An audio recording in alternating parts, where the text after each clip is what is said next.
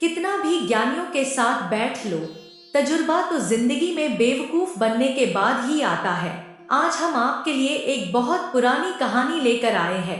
कृपा इसको ध्यान से देखना और सुनना। एक बार की बात है, एक बार यमराज ने अपने देवदूत को धरती पर एक स्त्री की आत्मा लाने के लिए भेजा। फिर जब वह देवदूत धरती पर आए तो उन्होंने देखा कि जिस महिला को वह लेने आए हैं उस महिला की 3 छोटी बच्चियां हैं और तीनों का रो रो के बुरा हाल हो रखा है। उस महिला के पति की पहले ही मौत हो चुकी है और अब उनको कोई संभालने वाला नहीं। यह सब देखकर देवदूत का हृदय पिघल गया और वह वापस यमराज के पास खाली हाथ लौट गए। और देवदूत के फिर यमराज से कहा कि मुझे क्षमा करना, मैं उस महिला की आत्मा नहीं ला पाया। आपको पता नहीं नीचे क्या चल रहा है, उन सबके बहुत बुरे हाल हो रखे हैं। उसकी 3 छोटी बच्चियां हैं, उनको कौन संभालेगा? और वह जो महिला है उसके घर में कोई लड़का भी नहीं है उन बच्चियों का ख्याल रखने वाला। और यह सब देखकर मुझसे यह काम नहीं हो पाया और मैं तो आपसे यह विनती करता हूँ कि आप उसे थोड़ा और जीवन दो ताकि उसकी बच्चियां बड़ी हो जाए और वह बच्चियां अपने अपने घर चले जाए। उसके बाद आप उस महिला को बुला लेना। यमराज क्रोधित हो गए। उन्होंने कहा कि अच्छा, मतलब तुम इतने बड़े हो गए हो कि अब मुझे यह सब बोल रहे हैं। तुम उससे ज्यादा समझदार हो गए जो मृत्यु और जन्म निश्चित करता है। तुमने यह अपने जीवन का सबसे बड़ा पाप कर दिया है। अब तुम्हें धरती पर जाना होगा और तुम्हें जो सजा मिलेगी उस सजा को भोगना होगा। तुम जब तक अपनी मूर्खता पर 3 बार ना हंस लो तब तक तुम यहाँ वापस नहीं आ सकते। देवदूत को तब भी लग रहा था कि मैं सही हूँ, लेकिन अब उसको सजा मिल गई थी तो अपना दंड भोगने के लिए उसी धरती पर आ गिरा जहां से वह आत्मा लेने के लिए गया था। एक सड़क किनारे फटे हाल में पड़ा हुआ था। गांव से एक जूते बेचने वाला कारीगर शहर में आया हुआ था और वह शहर से अपने बच्चों के लिए गर्म कपड़े और कुछ जरूरी सामान ले जाने के लिए आया था। और उस समय सर्दियों के दिन चल रहे थे। तब उसने वहां देखा कि एक गरीब आदमी सड़क किनारे मुझसे भी गरीब फटे हाल में पड़ा हुआ है। तो उसने सोचा कि इसकी पहले मदद करते हैं। उसने उस देवदूत के लिए कुछ गर्म कपड़े खरीदे और उससे कुछ बातें करना लगा। फिर बातों बातों में मालूम चला कि उस इंसान के पास रहने के लिए जगह भी नहीं है, उसका यहाँ कोई नहीं है, वह बिल्कुल अकेला है। तो उसे उस कारीगर ने कहा कि चलो भाई, मेरे घर ही रह लेना। इतना बड़ा घर नहीं है पर तुम हमारे साथ हमारे घर रह लो।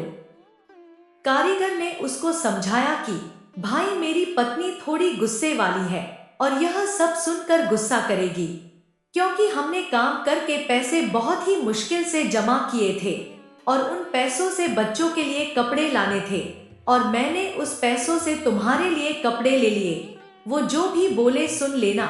वह जब घर पहुंचे तो कारीगर ने सारी बात अपनी पत्नी को सुनाई और वह इस बात से गुस्सा हो गई और उसने गुस्सा करना शुरू किया।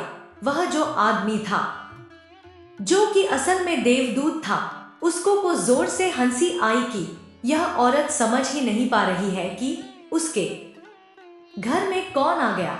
उसके घर में खुद देवदूत आए हैं और अब उसका यह घर दौलत से भर जाएगा। वह औरत यह समझ नहीं पा रही है, बस यह देखकर गुस्सा कर रही है कि मेरे बच्चों के कपड़े नहीं आए। तो उस इंसान को देखकर कारीगर ने पूछा कि भाई, हंस क्यों रहे हो? तो उसने कहा, मैं अभी नहीं बताऊंगा, यह सब तुमको बाद में पता चल जाएगा।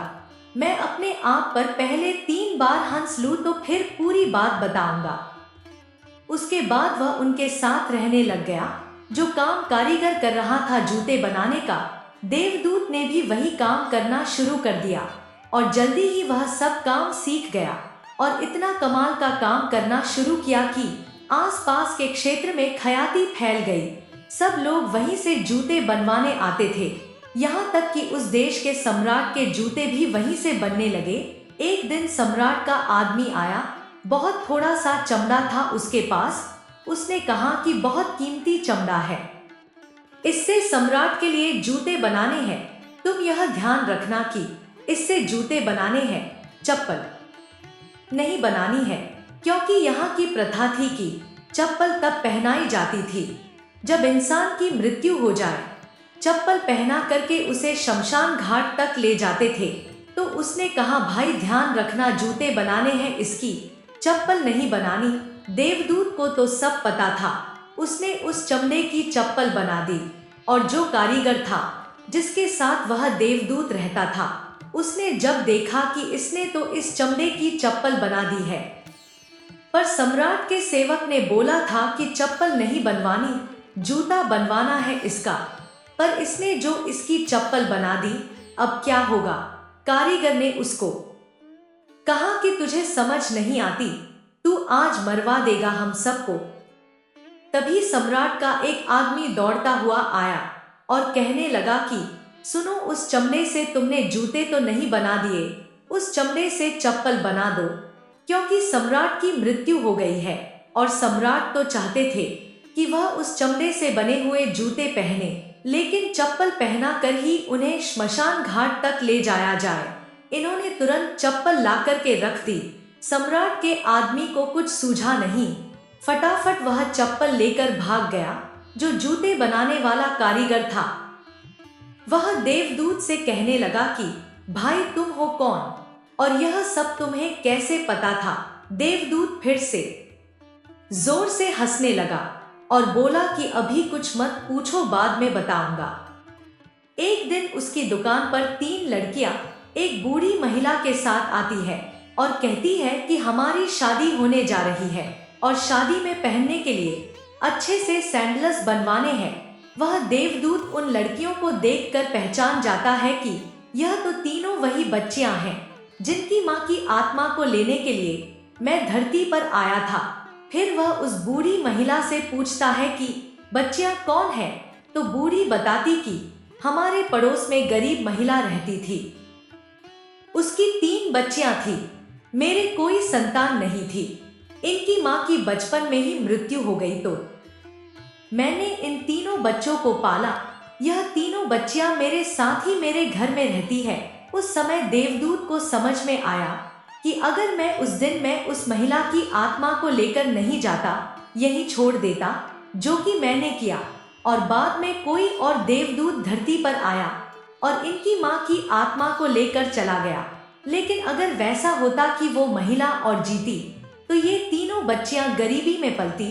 इन तीनों बच्चियों का जो भाग्य था पहले ही लिख दिया गया था। इन्हें किसी अमीर घर में पलना था, इनका पालन पोषण किसी अमीर घर में होना था और अमीर घर में इनकी शादी होने जा रही है। इनका जीवन ऐश्वर्य से संपन्न हो गया है और इन्हें माँ का प्यार भी मिला, एक ऐसी महिला के रूप में जो कि बहुत करुणावान है। उस दिन वह देवदूत तीसरी बार फिर से हंसा और जूते बनाने वाले कारीगर ने पूछा कि भाई अब तो बता दे कि यह माजरा क्या है, क्यों तू बार बार जोर से हंसता है और बताता कुछ नहीं है। तब फिर देवदूत ने पूरी बात उस कारीगर को समझाई और कहा कि मैं यहाँ इस धरती पर अपना दंड भोग रहा था। मुझे आज यह समझ में आ गया कि जो ऊपर वाले का खेल है, उस खेल को उससे बेहतर कोई दूसरा नहीं जानता। इसलिए जिंदगी में क्या होगा, कैसे होगा, अच्छा होगा, बुरा होगा, यह सब सोचना बंद कीजिए और अपने जीवन को हंसी खुशी से जीना शुरू कीजिए, क्योंकि सब कुछ आपके जीवन में पहले से तय है कि आगे क्या होगा। यह सब आप तय नहीं करोगे कि आगे क्या करना है और कैसे करना है। जिंदगी में दुख सुख सब आते रहेंगे। यह सब कर्मों का खेल है जो एक साधारण इंसान नहीं जान पाएगा। वह जो करेगा आपके लिए अच्छा ही करेगा। दोस्तों, अगर आपको यह वीडियो अच्छी लगी हो तो हमारे चैनल को अभी सब्सक्राइब कर लें एवं वीडियो को एक लाइक कर दें। कमेंट में जय श्री कृष्णा जरूर लिखें। जय श्री कृष्णा।